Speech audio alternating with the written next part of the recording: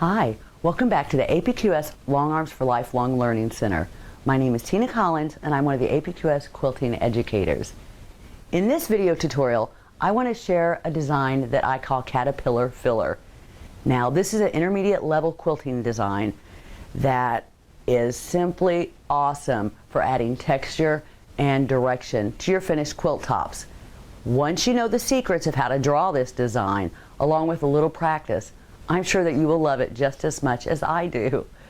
So let's move over to the design board and I will start spilling the secrets. Alright, here's the first secret to doing the caterpillar filler, and that's of course drawing the caterpillar. This is our caterpillar, minus the smiley face, which you won't actually quilt on your quilt top. So we're going to draw another one now, and you can see exactly how it's drawn. We will draw we'll make this one go the other direction.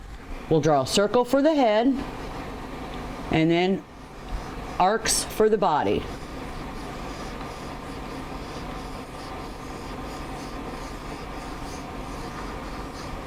Which brings me to secret number 2. We want the caterpillar's bodies to be very curvy and fluid. We don't want any abrupt changes in them.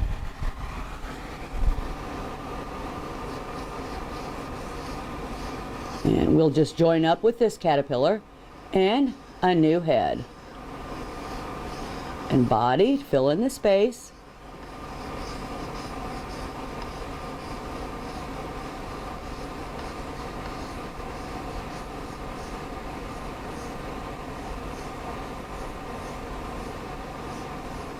Okay, brings us to the third secret of drawing the caterpillar filler.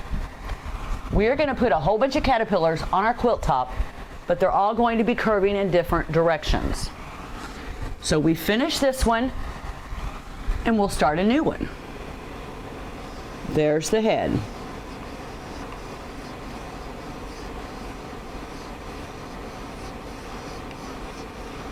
Okay, secret 4. We may not have room to show the head or the tail of our caterpillars. Sometimes we just need to fill in space with bodies. So we finish this one here, and we're just gonna, you can echo along the outside of your caterpillar's body to get to the next place to start. So I'm going to echo down here and put a head right here. And again, fill in. Now, some of my caterpillar's bodies are going to be thin and some are going to be fatter, depending on the area that I have to fill in.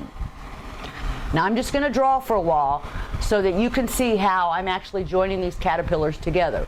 Thing to remember, you can echo along the lines of your caterpillar's bodies. Okay, and I think we're going to put a body off the other side of this head as well.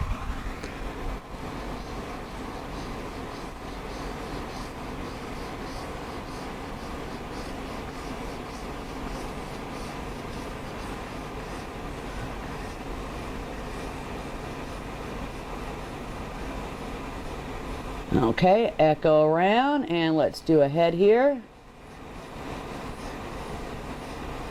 Now I'm filling in this design space, and remember, you don't have to worry about getting trapped in a corner because you can always echo along the caterpillar's body to get to the next place. So I ended up in here and I'm going to echo around the caterpillar's body up here, and I'm going to put a body off of this side of the head. Now you may be wondering why I wanted to do that, and that brings me to the last secret of drawing the caterpillar filler. Let me go up here and fill in. Okay, the last secret is that I want the heads to be bigger than the bodies, because that's going to help on your quilt top. This negative space is going to stand out, and that's what you want to get that added 3D dimension on your quilt top. So I'm just going to draw for a while and you can see how I do it.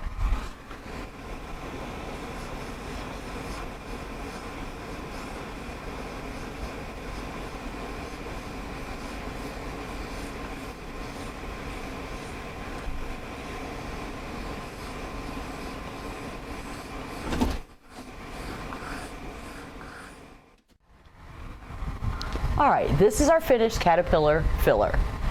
Now we'll review the secrets that you need to know to draw this design.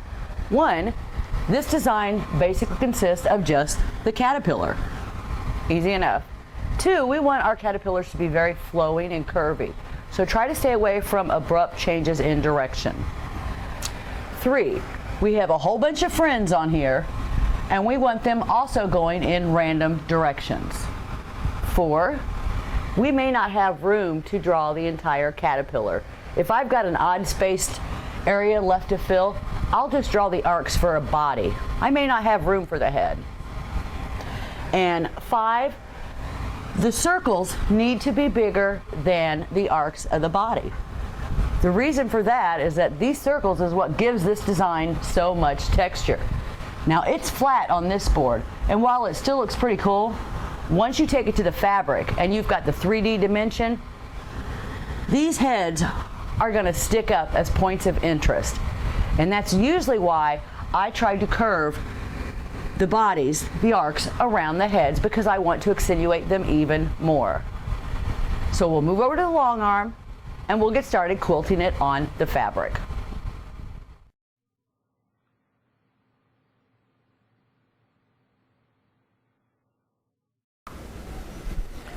Okay, I've turned down the volume on the video camera so that you can concentrate on the explanations I'm giving as I'm quilting. What I'm doing right now is I am building a very fat caterpillar because there's a lot of design space that I wanted to fill up in that area. Oh, right here is exactly why I love my APQS stitch regulator. What it does is it gives me room to breathe. What I mean by that is that I can stop, check out the quilt top, and see which direction I want to travel in next. And I don't have to worry about popping a long stitch when I start quilting again, because the stitches of the APQS stitch regulator are always right on the money. Okay, now I've drawn a head, and you probably noticed that I echoed around that head twice. I will do that a lot of times just for a little extra definition to the circles in the finished quilt top. And we're building the body up, filling up the design space. That's all we're doing. One trick I've learned when doing this meander is that it's easier to keep my caterpillar's body going in random directions if every once in a while I quilt a caterpillar out and away from the areas that I've already quilted. So I'm going to send this little guy curving out and away from the areas that I have already quilted, and I'll go back and fill that space in a little bit. Now I want you to notice the open space that I've deliberately left open. I'm going to show you how easy it is to go back by echoing along the caterpillar's bodies so that you can fill any quilting space that you may have left after drawing those caterpillars out and away from your main quilting area. I'm at the other side of the fabric now, and I'm going to backtrack along the caterpillar's body until I get to the design space that I need. Another thing I'm looking for is any arcs that may be too fat. When I see one of those, I will go in and quilt another arc right in the middle to kind of bust it up and make it a little bit skinnier. Keep in mind, I want those caterpillar heads to be the most prominent negative space open on the quilt top. Here's our finished quilt top. Those caterpillar heads are going to be even more prominent once I pull the quilt top off the long arm quilting machine. That's going to give the fabric and the batting a chance to relax. Now I've done this in variegated thread on white fabric just so you'd be able to see the quilting better. I wanted to show you what this design looks like as I usually quilt it. I've quilted this particular design area on white fabric with white thread.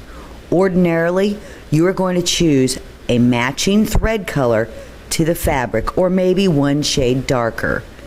You'll notice how much texture and definition this gives to the quilt top. If you're a little worried about having those caterpillar heads evenly spaced, you can always draw little circles on your quilt top, and when you reach that area in your design, you'll know exactly where to put a caterpillar head. So, what did you think about my caterpillar filler? Do you love it as much as I do? Please join us on the APQS Facebook page and post pictures of your finished quilt tops. We absolutely love eye candy. Now, if you have a request for a specific technique that you'd like to see us video, email me, tina@apqs.com.